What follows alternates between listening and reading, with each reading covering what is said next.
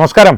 Pathanamthitta Elohim worship സെൻറ്ററിൻ്റെ കീഴിലുള്ള വൃദ്ധസദനത്തിൽ ബാലവേല ഉൾപ്പെടെ നടന്ന ക്രൂരമായ പീഡനങ്ങളെ സംബന്ധിച്ച് BJPയുടെ പ്രതിഷേധങ്ങൾ ഇവ സംബന്ധിച്ച വാർത്തകളെല്ലാം തത്വമയി ന്യൂസ് പ്രേക്ഷകരുടെ മുൻപിൽ കഴിഞ്ഞ ദിവസങ്ങളിൽ അവതരിപ്പിച്ചിരുന്നു.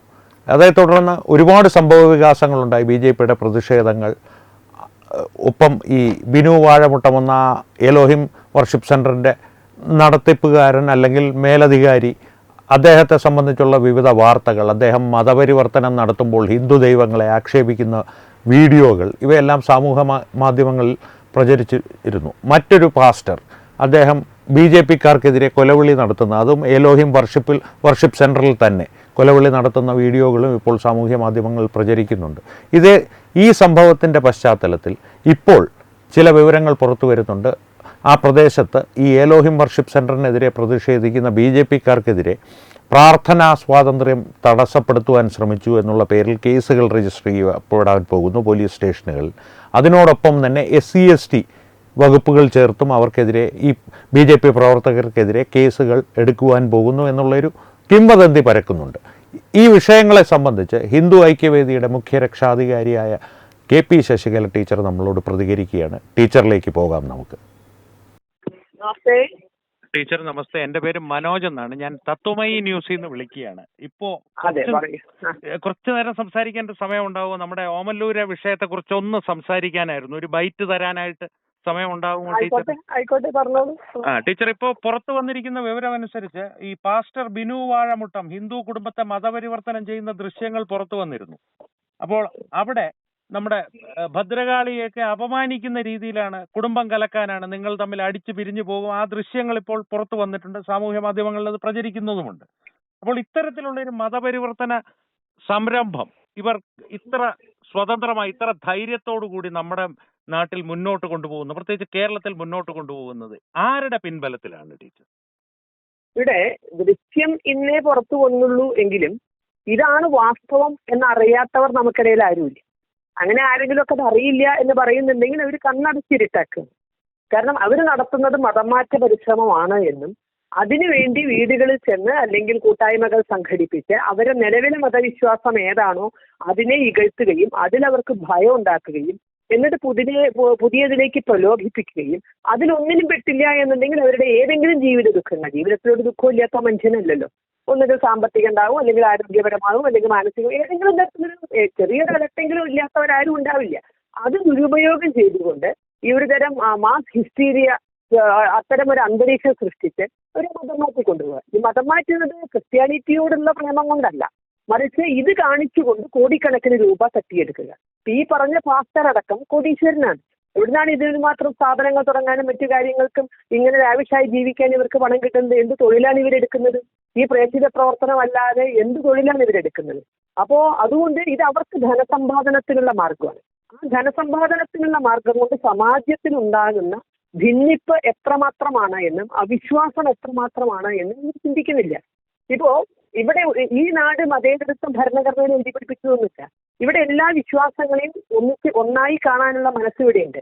പക്ഷെ ആ മനസ്സുള്ളവരുടെ അടുത്ത് വന്നിട്ട് നിങ്ങളുടെ കാളി കുടുംബം തകർക്കുന്നവളാണ് എന്ന് പറഞ്ഞാൽ എത്ര സാത്വിക പ്രകൃതമാണെങ്കിൽ പോലും അവർ പ്രതികരിച്ചു പോകില്ല. അത്തരം പ്രതികരണങ്ങൾ ഉണ്ടാക്കുന്ന അസ്വസ്ഥതയിൽ ലോകത്ത് തന്നെ ശാന്തിയും സമാധാനവും പര്യായമായിട്ടുള്ള ഒരു മതവിശ്വാസത്തെ, ഒരു ജീവിത രീതിയെ വർഗീയവാദികൾ എന്ന് ചിത്രീകരിക്കാനുള്ള ഒരു അന്തരീക്ഷം അവർ ക്രിയേറ്റ് ചെയ്തെടുക്കുകയാണ്. അപ്പൊ ഇതൊക്കെ ശരിക്കും പറഞ്ഞാൽ നമ്മുടെ ചരിത്രത്തോടും നമ്മുടെ പൗരാണികതയോടും നമ്മുടെ സംസ്കാരത്തോടും ഇവർ ചെയ്യുന്ന ശരിക്കും പറഞ്ഞാൽ പരിഹാരമില്ലാത്ത പാപമാണോ എന്ന് തന്നെ പറയട്ടെ.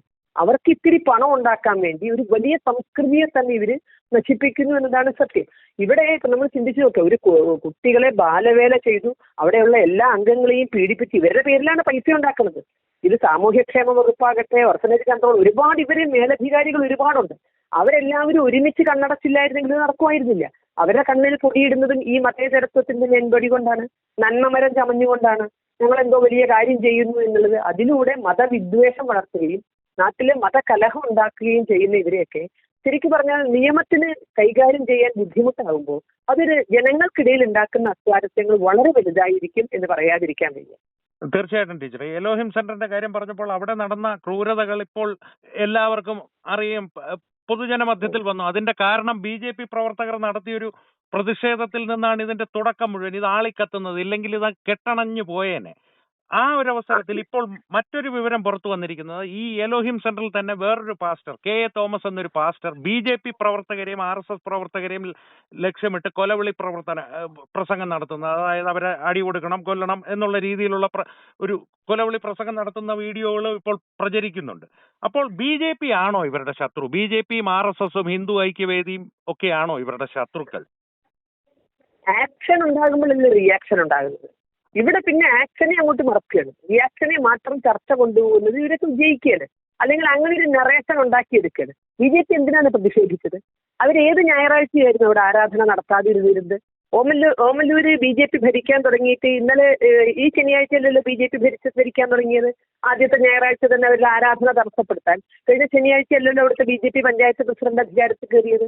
പഞ്ചായത്ത് തെരഞ്ഞെടുപ്പ് കഴിഞ്ഞിട്ട് മാസങ്ങൾ കഴിഞ്ഞില്ലേ? പഞ്ചായത്ത് പ്രസിഡന്റ് സ്ഥാനമേറ്റിട്ടും ആയില്ലേ? എന്നൊക്കെ എല്ലാ ഞായറാഴ്ചകളിലും അവരവിടെ ആരാധന നടത്തിയിരുന്നില്ലേ? ഒരുപക്ഷെ ഇവിടെ ഏറ്റവും കൂടുതൽ പെന്തക്കോസ്ത് പള്ളികൾ ഉള്ളത് പത്തനംതിട്ട ജില്ലയിലല്ലേ? അവിടെ എവിടെയെങ്കിലും ശബരിഗിരി നിൽക്കുന്ന ഈ പത്തനംതിട്ട ജില്ലയിൽ എവിടെയെങ്കിലും BJPക്കാർ അവരുടെ ആരാധനയെ തടസ്സപ്പെടുത്തിയിട്ടുണ്ടോ? അപ്പോൾ അതിലേക്ക് കൊണ്ടുചെന്ന് അത് മുഖം രക്ഷിക്കാനുള്ളൊരു നടപടിയായി അതിനെ എടുക്കുകയാണ്. കാരണം ആരാധനയെ മുന്നിലേക്ക് ഇടുകയാണ്. നമുക്കറിയാലോ, രക്ഷപ്പെടാൻ വേണ്ടി ഇങ്ങനെ പല വിഷയങ്ങൾ, ചിലർ സ്ത്രീ വിഷയങ്ങൾ എടുത്തിരും, വേറെ ചിലർ.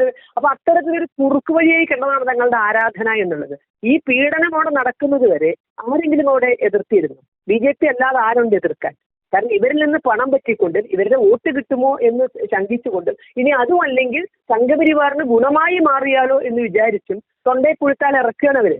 ഇവർക്കൊക്കെ അറിയാം ഈ മതപരിവർത്തന പരിശ്രമങ്ങൾ അറിയാം, ഇവർ നടത്തുന്ന തട്ടിപ്പുകൾ അറിയാം. പക്ഷെ അതെങ്ങാൻ പുറത്തു പറഞ്ഞാൽ BJPക്ക് ഗുണമാകുമോ, സംഘപരിവാർ അതിന് മുതലെടുക്കുമോ എന്ന് ഭയന്ന് അവരെല്ലാം അതിനെ ഇറക്കുകയാണ്. അപ്പൊ BJP അല്ലാതെ മറ്റാരുണ്ട് അതിനെ എതിർക്കാൻ? അപ്പൊ അവിടെ ഇത്തരത്തിൽ വിശ്വാസികളെ തടഞ്ഞു എന്നും വിശ്വാസത്തെ ഹനിച്ചു എന്നൊക്കെ പറയുന്നതിൽ എന്താ അർത്ഥമുള്ളത്? കാരണം ഇതുവരെ അവരുടെ ഒരു ആരാധകരും കയറി ഇടപെട്ടിട്ടില്ലല്ലോ. ഈ കുട്ടികളെ ഉപദ്രവിക്കാൻ നോക്കി രക്ഷിക്കാം എന്ന് പറഞ്ഞ് കൊണ്ടുചെന്ന് കുട്ടികളെയും മുതിർന്നവരെയും ഒക്കെ ഇത്തരത്തിൽ ദ്രോഹിക്കാൻ അവിടുത്തെ അന്തേവാസികളാണ് പറഞ്ഞത്, BJPക്കാരല്ല പറഞ്ഞത്. അവിടുത്തെ ജോലിക്കാരാണ് പറഞ്ഞത്. അവിടെ മര്യാദക്കൊരു ഭക്ഷണം പോലും അവർക്ക് കൊടുക്കുന്നില്ല, അവരെ പീഡിപ്പിക്കുന്നു എന്ന്. അസുഖം വന്നാൽ കൊണ്ടുപോകുന്നുണ്ട്, ഡോക്ടർക്ക് കൊണ്ടുപോകുന്നില്ല, പാസ്റ്റർ വീട്ടിൽ പോലും ജോലിക്ക് കൊണ്ടുപോകുന്നു. ഇതൊന്നും പറഞ്ഞത് BJPക്കാരല്ല. BJPക്കാർക്ക് ഇതൊന്നും അവിടുന്ന് മണത്തറിയാനുള്ള യാതൊരു ഇതുമില്ലല്ലോ. അതിനകത്ത് അവരുടെ ജീവനക്കാർ, ക്രിസ്ത്യാനികളായ ആളുകൾ, അവരുടെ വിശ്വാസികൾ, അല്ലാതെ BJPക്കാരെ അവിടെ ജോലിക്ക് വയ്ക്കില്ലല്ലോ അവര് പറഞ്ഞ കാര്യങ്ങൾ അതൊന്നും പുറംലോകം ചർച്ച ചെയ്യാതിരിക്കാൻ ഒരു സംഘപരിവാർ ഉമ്മാക്കി പുറത്ത് കാട്ടിക്കൊണ്ട് ആ തിരശ്ശീലയ്ക്ക് പുറകിൽ രക്ഷപ്പെടാമെന്നാണ് ഇവർ വിചാരിക്കുന്നത്. പിന്നെ മറ്റേ പാസ്റ്ററുടെ എന്താ പറയുക, ഭീഷണി പ്രസംഗം, ഇവരെല്ലാം മോശമാണ് എന്നുള്ളത് ഇവരുടെ കുള്ളറകളിലേക്ക് ഇറങ്ങിയാൽ നമുക്കറിയാം. ഇവർ ഈ പുറത്ത് കാട്ടിക്കൂട്ടുന്ന സ്നേഹമാണ്, ശാന്തിയാണ്, സമാധാനമാണ് എന്നൊക്കെ പറയുന്നത് വെറും വേഷം കെട്ട് മാത്രമാണ്. ദുരുപയോഗം ചെയ്യണമെന്ന ആഗ്രഹം ഉണ്ടെങ്കിൽ ഞങ്ങളുടെയൊക്കെ കയ്യിൽ നൂറുകണക്കിന് രേഖകൾ. ഇവർ തമ്മിൽ പണങ്ങുമ്പോൾ ഞങ്ങളെ വിളിച്ച് പറയുന്നതും ഞങ്ങൾക്ക് അയച്ചു തരുന്നതുമായ കാര്യങ്ങൾ, പിന്നെ ഒരാളുടെ ആഭ്യന്തര പ്രശ്നത്തിൽ ഇടപെട്ടുകൊണ്ട് അങ്ങനെ ഒരു രാഷ്ട്രീയം കളിച്ച് ഞങ്ങൾ ശീലിച്ചിട്ടില്ല.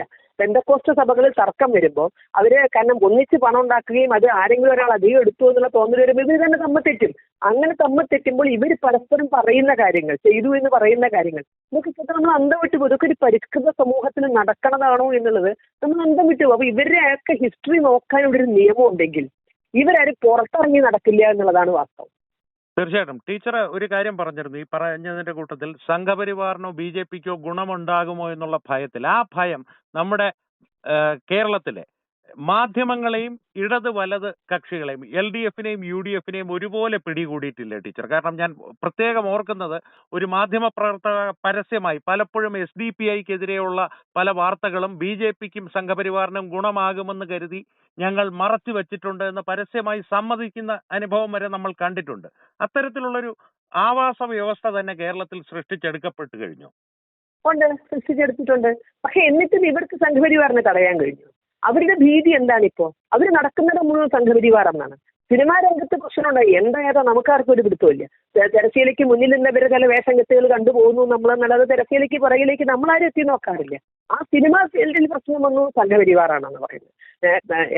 കോൺഗ്രസ്സുകാർ മുഴുവൻ സംഘപരിവാറാണെന്ന് CPM പറയുന്നു, CPM മുഴുവൻ സംഘപരിവാറാണെന്ന് കോൺഗ്രസ് പറയുന്നു, പാണക്കാട് തങ്ങൾ സംഘപരിവാറാണെന്ന് കാന്തപുരം പറയുന്നു, കാന്തപുരം സംഘമാണെന്ന് പാണക്കാട് പറയുന്നത്. അപ്പൊ അവർ നോക്കുമ്പോൾ എവിടെ നോക്കിയാലും സംഘപരിവാരേ ഉള്ളൂ. പിന്നെ എന്തിനായിരുന്നു ഈ ജാടയൊക്കെ കാട്ടിക്കൂട്ടിയത്? അവരുടെ ഇത്രയും എല്ലാ ഇതിനും ഇടയിൽ കൂടെ സംഘപരിവാർ സമസ്ത മേഖലകളിലും കയറി എങ്കിൽ അവരുടെ ഈ നയം പാളിപ്പോയി എന്നല്ലേ എന്ന് മനസ്സിലാക്കേണ്ടത്. തീർച്ചയായിട്ടും. അപ്പോൾ അവർ പറയുന്ന അനുസരിച്ച് ഇനിയിപ്പോൾ നാളെ ഒരുപക്ഷെ വി.ഡി. സതീശനും ശ്രീ രാജീവ് ചന്ദ്രശേഖരും ഒരാളാണെന്ന് തന്നെ മറുപക്ഷം ആരോപിച്ചെന്ന് വരാമല്ലേ? തീർച്ചയായും. കാരണം അന്യോന്യം അവർക്കിപ്പോ പറയാവുന്ന ഏറ്റവും വലിയ ചെറിയ ആള് സംഖ്യയാണ്. സതീശൻ സംഖ്യയാണെന്ന് പിണറായി പറയും, പിണറായി സംഖ്യയാണെന്ന് സതീശൻ പറയും. തീർച്ചയായിട്ടും. ഇതിന്റെ ഇടയിൽ രാജ്യത്തിന്റെ അവർക്ക് ഇഷ്ടംപോലെ അവർക്ക് അഴിമതി നടത്താനും വികസനം മുരടിക്കും ഇതൊന്നും ചർച്ചയാകാതിരിക്കാൻ ഈ സംഖ്യയുടെ ഇടയിൽ വലിച്ചത് ഇവര്. അതാണ് വാസ്തവം.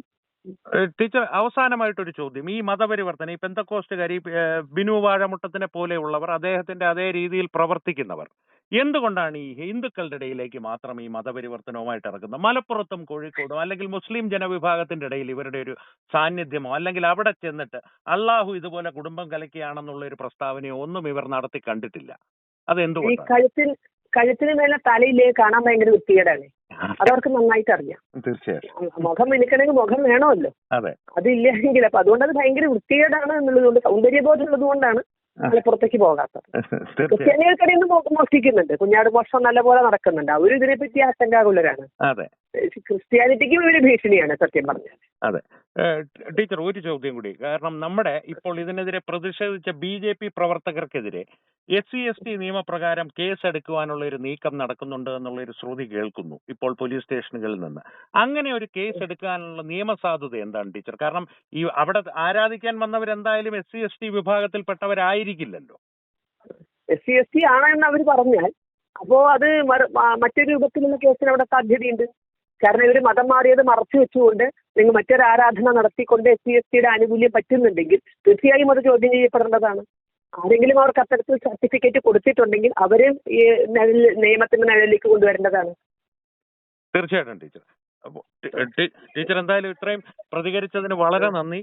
അപ്പോൾ ഈ വിഷയം അനുസരിച്ച് ഞങ്ങൾ വീണ്ടും ചിലപ്പോൾ ടീച്ചറുടെ ഒരു പ്രതികരണം എടുക്കുവാനായിട്ട് വിളിച്ചിരിക്കും, സമയം പോലെ ടീച്ചറിന്റെ. എന്തായാലും വളരെ നന്ദി ടീച്ചർ. Thank you. അപ്പോൾ ടീച്ചറുടെ പ്രതികരണം പ്രേക്ഷകർ കേട്ടുവല്ലോ. എന്തായാലും ടീച്ചർ വളരെ വ്യക്തമായി തന്നെ നമ്മുടെ ചോദ്യങ്ങൾക്ക് ഉത്തരം നൽകിയെന്ന് നാം വിശ്വസിക്കുന്നു. കാരണം ഇന്നേ ദിവസം വരെ അല്ലെങ്കിൽ ഈ നിമിഷം വരെ പത്തനംതിട്ടയിൽ ഈ എലോഹിം സെൻറ്ററിനെ ചുറ്റിപ്പറ്റി നടക്കുന്ന സംഭവ വികാസങ്ങളുടെ ഒരു ഏകദേശ രൂപവും അത് സംബന്ധിച്ചുള്ള ചോദ്യങ്ങളും നമ്മൾ ടീച്ചറോട് ചോദിച്ചു കഴിഞ്ഞു. ഇനി വരും ദിവസങ്ങളിൽ കൂടുതൽ സംഭവ വികാസങ്ങൾ ഉണ്ടാകുമ്പോൾ ടീച്ചറുടെ മാത്രമല്ല മറ്റ് BJP പ്രവർത്തകരുടെയും ഇതുമായി ബന്ധപ്പെട്ട നാട്ടുകാരുടെയും ഒക്കെ പ്രതികരണങ്ങൾ നമ്മൾ അന്വേഷിക്കേണ്ടതുണ്ട്, അറിയേണ്ടതുണ്ട്.